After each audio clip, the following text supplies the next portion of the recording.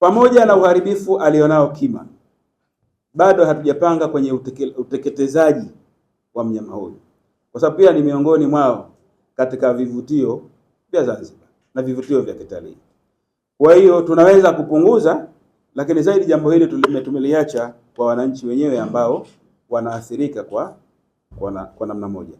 Ikibidi na tukafikia pahala sasa, basi tutakuja na maelezo na maelekezo mengine kuhusiana na kima, lakini kwa sasa hatuwezi kutangaza kuwateketeza kima. Tukiwateketeza wote inaweza ikawa shida, kwa sababu kuna swala ambalo umeuliza, haki za wanyama.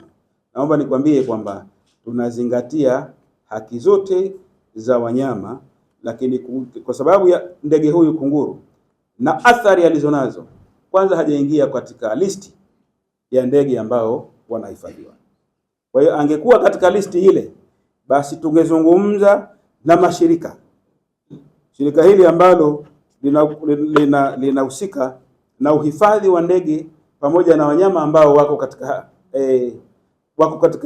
katika hali ya kutoweka, ili kuweza kukubaliana nao, kwa sababu siku zote tunapokwenda kwenye mikataba ya kimataifa tuna room ya kunegotiate.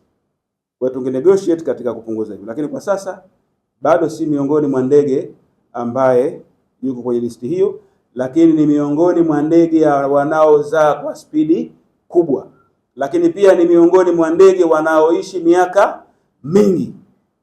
Anaweza kuishi miaka mingi kuliko binadamu.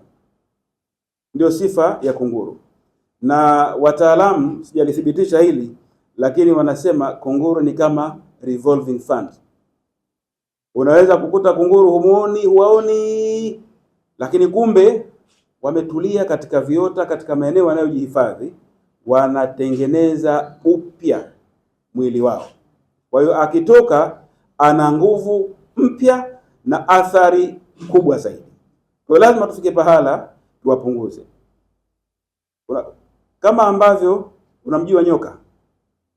Nyoka anafika pahala anatulia, anajivua gamba lile, anakuja upya. Kunguru wanasemekana wanayo tabia hiyo. Lakini kunguru ni mnyama au ni ndege mmoja mwenye kisasi kuliko ndege mwingine yote unayemjua, na ni ndege mwenye akili kuliko ndege wengi unaowajua. Unachomuathiri leo hapa, atachukua muda mrefu hasahau.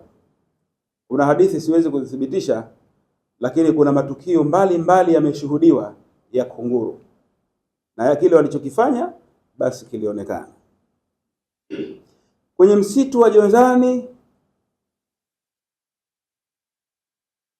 bado sijapata ithibati ya kilichosababisha kuteketea kwa msitu wetu, lakini mara nyingi sababu zinakuwa za wakulima ambao hutia moto katika maeneo yao ya ukulima au maeneo ya kilimo, wakati wa upepo husafiri ile na kuathiri katika maeneo ya misitu. Limetokea mara kadhaa, sio Jonzani tu, na katika misitu mingine, kwamba wale mashamba jirani, wakulima wa jirani ambao wanalima, wakiweka moto katika maeneo yao, moto ule husambaa na kuingia katika maeneo yetu ya hifadhi.